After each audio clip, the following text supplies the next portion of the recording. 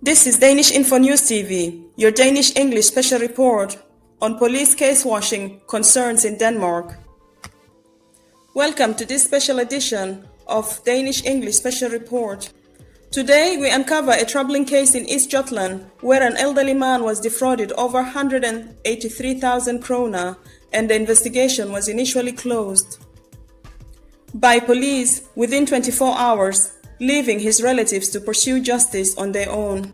This report dives into the case, the systemic issues it reveals in Danish policing, expert criticisms, and the response from the police union and state prosecutors.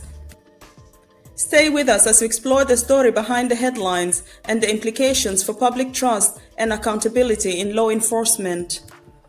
Experts criticize East Jutland police as relatives forced to investigate fraud themselves.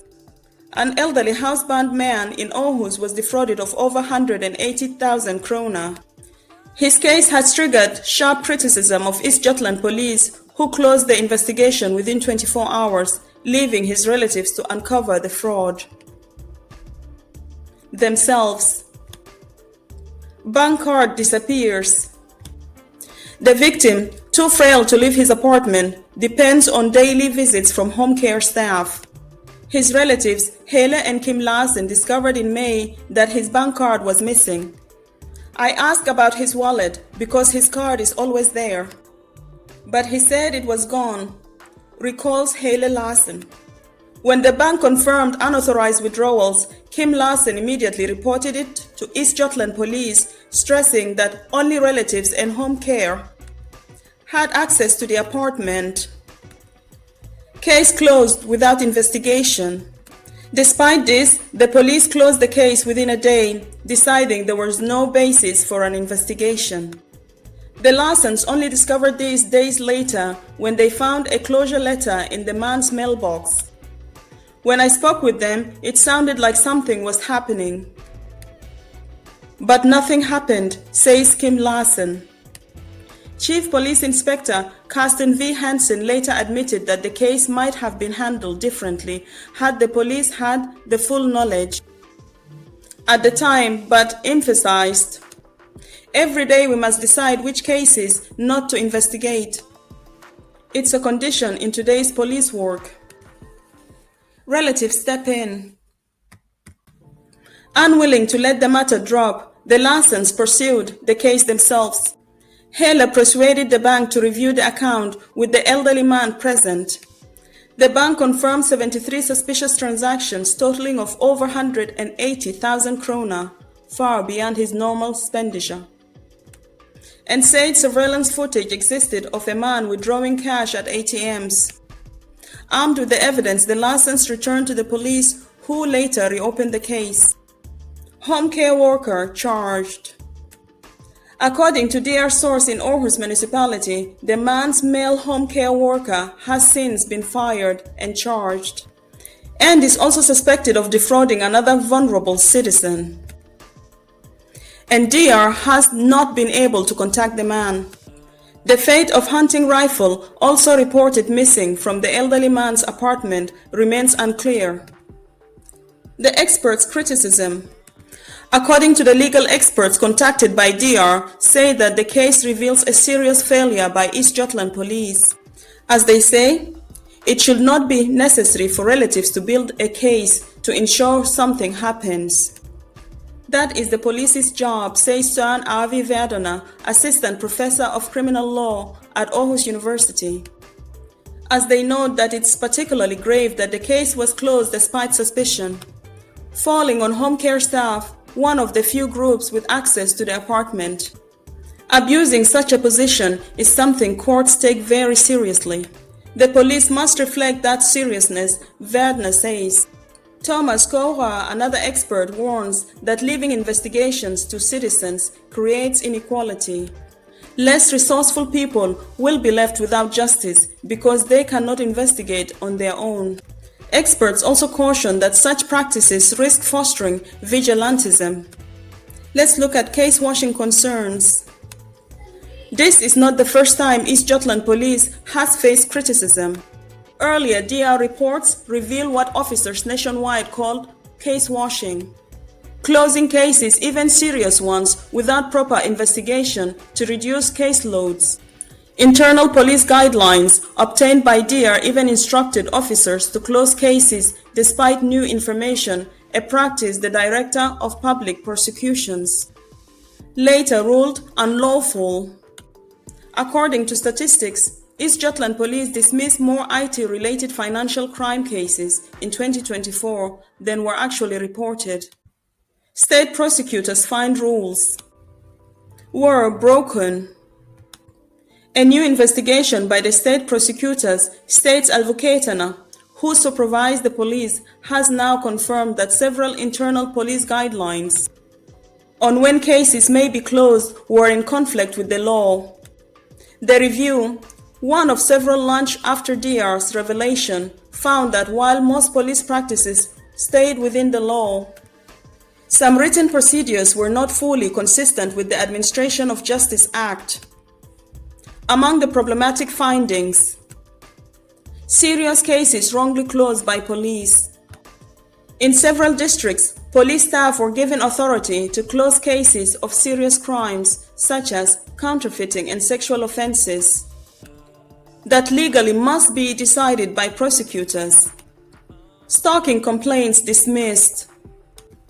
In one district, staff were instructed not to open stalking cases at all, instead recording them as a simple request for restraining orders. Experts say this likely led to victims being denied investigation. Arbitrary financial thresholds. Several districts introduced cutoff amounts for whether to investigate fraud or theft cases. In some cases, police close matters involving sums below 8,000 kroner or even up to 500,000 kroner without assessing the broader circumstances. Mental health exams misused. One district considered whether suspects required psychiatric evaluation as a factor in whether to close cases, something prosecutors say should never influence resource-based decisions. Professor Nikolai Siwan Holst of Aarhus University calls the stalking example particularly problematic, saying it suggests systematic neglect of victims. Let's look at who does what. Let's take a look at the role of police and state prosecutors. The debate over who should decide whether a case is investigated or closed highlights the different roles of the police and the prosecution service in Denmark's justice system.